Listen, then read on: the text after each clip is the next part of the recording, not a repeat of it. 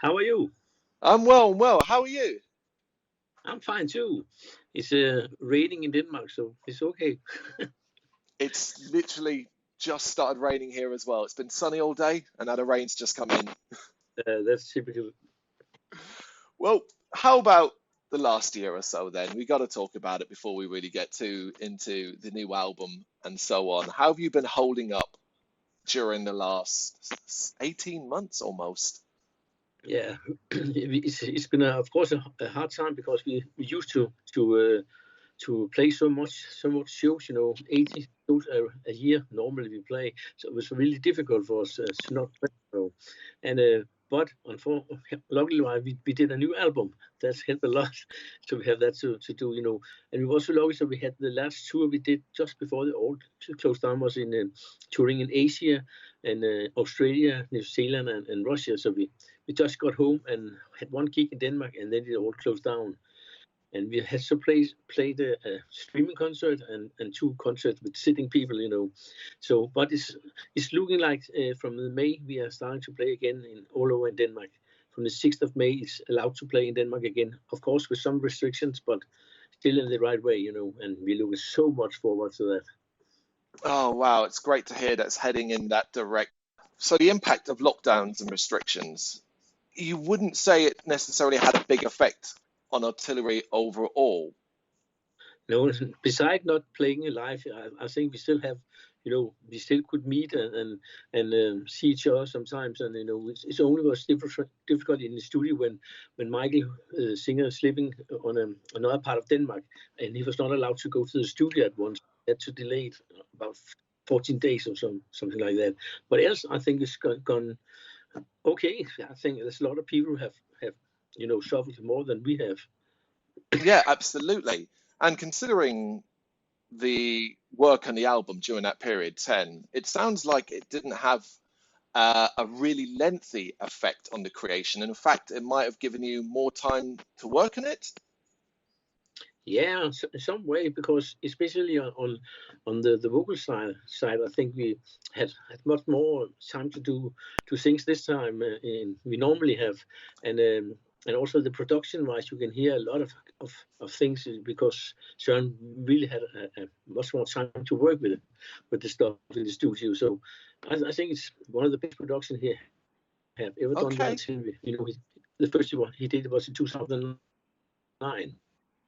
Oh, wow, wow, wow.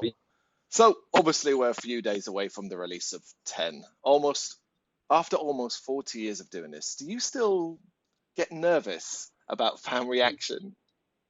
Yeah, of course, we're always, nervous and in a good way because we really love to hear what people say and hopefully they like it, because it's very important for us to give something back for all those great fans out there who really support Artillery and when we're on tour, it's the best thing to play for them. So I really hope they like it and I also.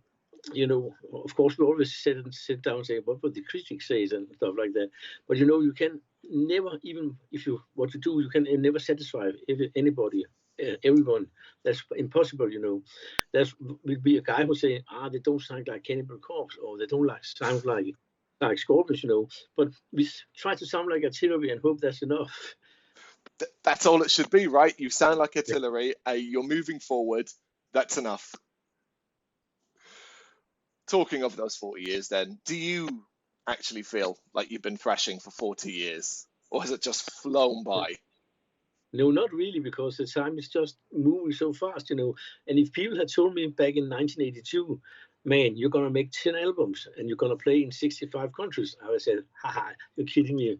That's impossible. And now we have done our 10th album, and I'm so proud of that. I never thought that would happen. And I don't think many bands have this opportunity to do 10 albums. So I'm very proud and very glad.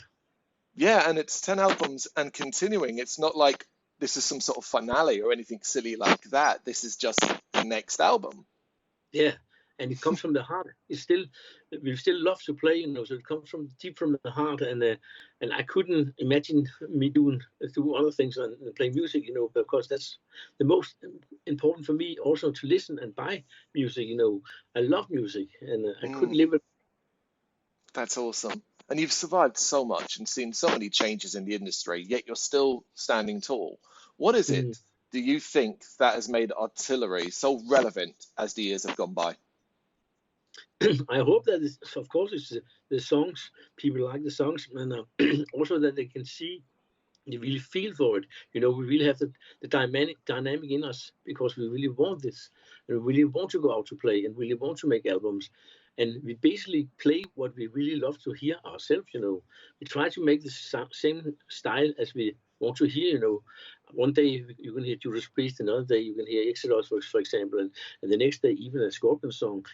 So we try to do that in artillery, build that up, and have this kind of variation in the music, even if it's melodic thrash metal. We still want to have the variation in the songs, and that's my biggest goal, to try to do that, and try to satisfy our fans so much we can. Considering the worldwide changes that we've experienced over the last few years, it seems easy for those changes to perhaps have sneaked into your sound. Were elements of things like, say, lyrical content and stuff easy to come up with based off the way the world has been? Yeah, of course, especially Michael, who wrote most of the lyrics, really seeing what's going on in the world, and it's very important for us to have something in the lyrics too, and also have something, not so many people have maybe. Because the first song, The Devil's Symphony, is actually a song called by the first band Morten and me, my brother, was playing before Artillery. It was called Devil's Symphony. And the same goes for the song Silver Cross. We also have a band who called Silver Cross. So that's a bit fun. Then when Michael hears a song like that, he say, "Oh, I'm gonna make a song about that." So that's really cool. That's amazing. Yeah, and it's comes, as I said, we try to make it from the heart, because it's really important for us, so people can see and hear, and we love what we do. We're not just doing this for making an album more, like this. I think there's many bands who've been in the game for a long time, and you can see that they really don't love to play anymore. They just make albums, and we really don't want to be that. It's still have the opportunity to try to do our best, and ambitions to do new. Play new places, for example. We never been to Greenland, for example, or played in Africa. We played so many places, so we still want to do things that are different. And of course, we also really want to go back to UK, for example. So we always have the ambitions to go out to play, and see how the fans react, and talk to them, support them as they support us. It's amazing. Your enthusiasm for the fun aspect of still playing an artillery comes through just the way you talk. What is it about playing an artillery that is still so much fun? We have a good friendship for the first in the band, and we love to drink a beer sometimes, and as on the touring basis, we really love to be together. It's not like anybody say, "Oh, fuck, he's got over the bass player again," or something like that. We don't have that. We have fun together, and we love to play. When we played last gig, last tour, we played in Asia. We played in Thailand, the Philippines, and Singapore. Never been there before, and it was so amazing to see how much those people was into metal, and that's really a big. A big thing for us to see. The people go so much up in what we are doing. They came up with old cassette tapes and stuff like that to be signed. And that was really cool. And they were so fucking glad over the see us play. And really warms my heart and the other guys that we can do anything for those people. That's so amazing. It feels like the long-term goal should be that you'll be the first band to play in almost every country in the entire world. Yeah, as I said, with people that told me that you're going to play in Georgia, for example, you're going to play in Peru, in Honduras, New Zealand, China. I never believed it, And now I have done it, If I just been a normal guy, I maybe have been in 10 countries, if I've been a lot.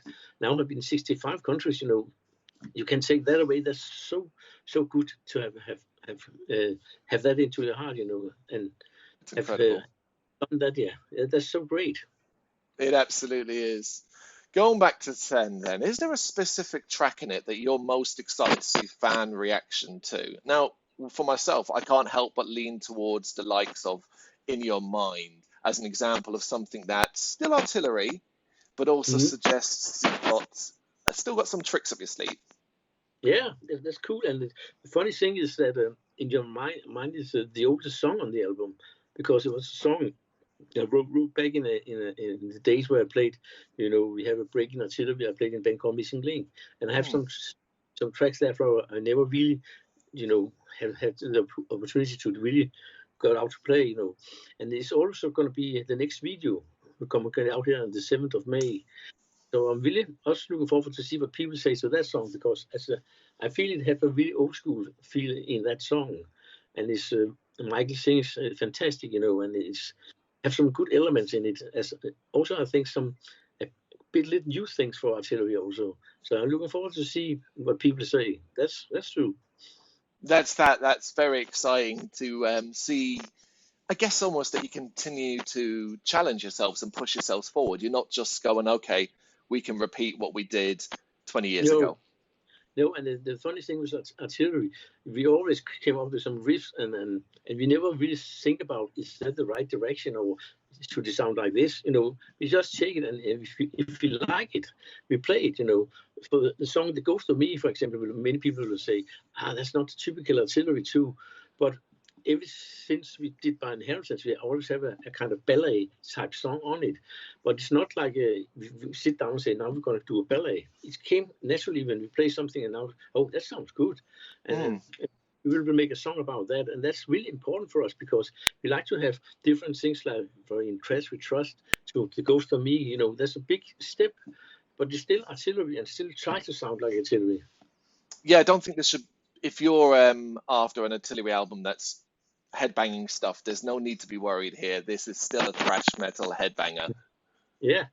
So I will still say that artillery still have the same roots. We never really gone too many miles away from the roots. Of course, you change because you're getting older, and you get new members and stuff like that. Or there'll always be a little difference, and it will make no sense to say, okay, we're gonna make it By Inheritance #2, but you can never catch the same moment and the same style and the same uh, productions and stuff like that. And you had at that time, if you played the Fear of Tomorrow again, it will sound completely different, because times changing things are so much. And I think as still you have the roots as melodic fresh as our roots. We still have that, and we always will keep that in our way to make songs. And that's really important, because Mm. I love to hear when bands do that. And not just take it, what's the trend now? We're gonna do that. Okay, now it's this sound. We're gonna do that. We're gonna stick to what we really think we like, and really really want to people to like. No, I completely understand that as well. And you talk about the age thing and the 40 years thing and stuff like that. Considering 2022 is the 40-year anniversary, are there any plans that you can share or that you can talk about to celebrate that anniversary? We just at the moment we just started to think about it, because many of the festivals we should have been playing here in 2021, like Sweden Rock, Copenhagen, Mm.